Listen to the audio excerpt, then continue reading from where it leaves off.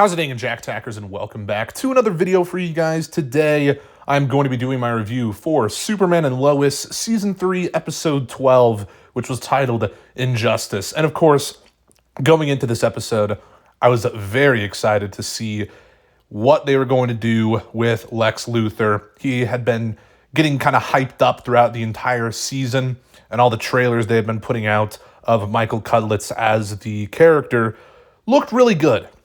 And I was just so hyped to see how things were going to unfold and how Michael Cudlitz was going to portray the one and only Lex Luthor. And let me tell you, no shock here, he's fantastic in this episode. And I cannot wait to see more of his performance because he's already the best villain in the entire show that we've had. I loved Bruno Mannheim, but I mean, you can't even really compare Bruno to Lex just on this episode alone. Lex Luthor has such a presence in this episode, and he is like a force of nature. And of course, as Pia mentioned in an earlier episode of this season, Lex Luthor is the devil. And it feels like that.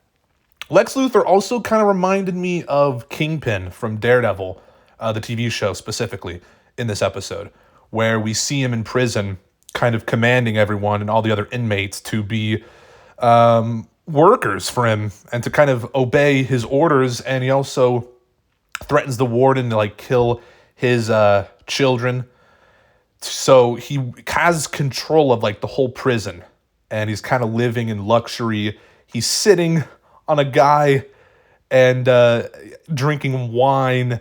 It's intense stuff, and I loved it.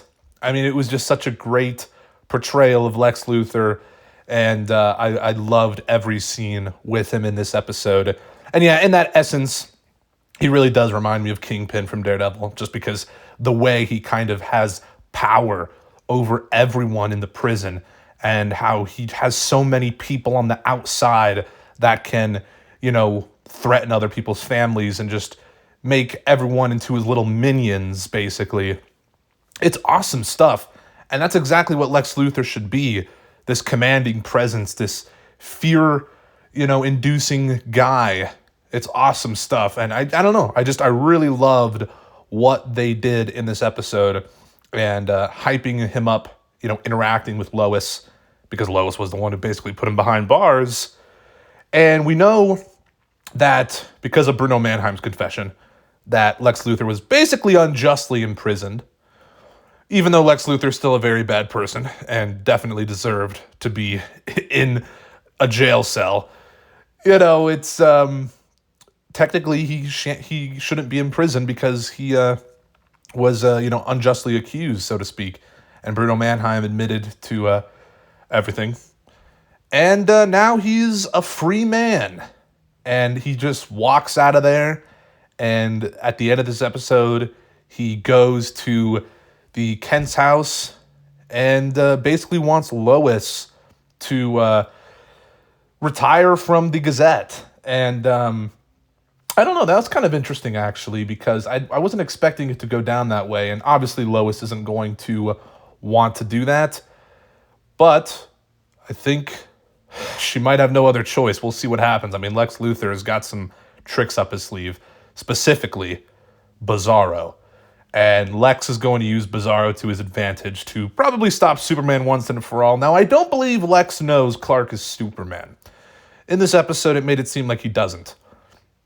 So that is good, because I feel like if Lex Luthor knew that Clark was Superman, he would maybe expose that. Or maybe he wouldn't. Maybe he would try and hold back on it. Lex is a very smart guy. He's one of the most, intelligent characters in the entire DC universe.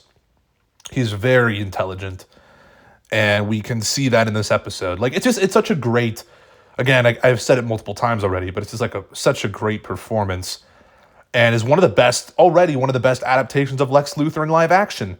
Obviously everyone talks about Michael Rosenbaum as Lex in Smallville. Admittedly, never saw Smallville. I've seen a few scenes with Michael Rosenbaum as Lex Luthor. He's pretty good, obviously, but then you have Jesse Eisenberg, and I wasn't a huge fan of that portrayal of the character. I know some people are, But and no shame to those people. But yeah, I wasn't like a huge fan of that. But Gene Hackman, of course, that's a really good performance and portrayal of Lex. Really enjoyed that. But I don't know. And obviously we have John Cryer as well and a few others. But, this one is honestly up there. Michael Cudlitz's Lex Luthor, just in this episode alone, is already one of my favorite portrayals of the character. And I can't wait to see what happens in the finale with him and Superman. Bizarro was very scary at the end of this episode, eating rats and stuff. He's basically like a zombie. Well, he is, technically. Very powerful zombie. And he eats like one of Lex's henchmen, basically. And I can't wait to see how Lex is going to use him to his advantage. We're probably going to get another Bizarro Superman fight. It's going to be great in the finale. It'll just be a fantastic episode. I already know it will. A few other things going on in this episode, though. The other main plot line is that Jordan's identity is kind of on the brink of being exposed, his, superhero identity. And it's an interesting route they're going with.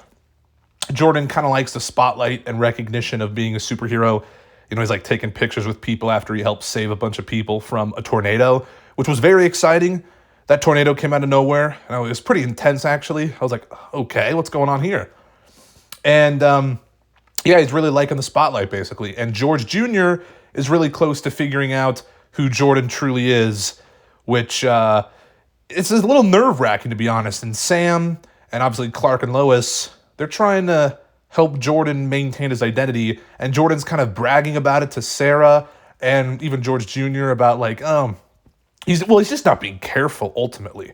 He's being very reckless and very careless about trying to conserve his identity, and it's worrisome. It really is. I'm worried to see what's going to happen. I wonder if that's going to kind of come to a head in the finale in some way, shape, or form. Like if people in Smallville are going to figure out, because the news are already onto it as well. There's there's another superhero out in Smallville, and it's not Superman. So things are getting a little hectic with that whole situation. And I wouldn't be surprised if people really find out that Jordan is someone with powers. And I don't know how that's going to be concluded.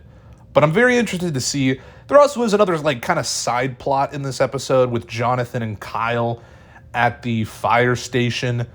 And Jonathan kind of doesn't want special treatment because obviously now that Kyle knows Clark is Superman, he's kind of treating Jonathan slightly different to a degree.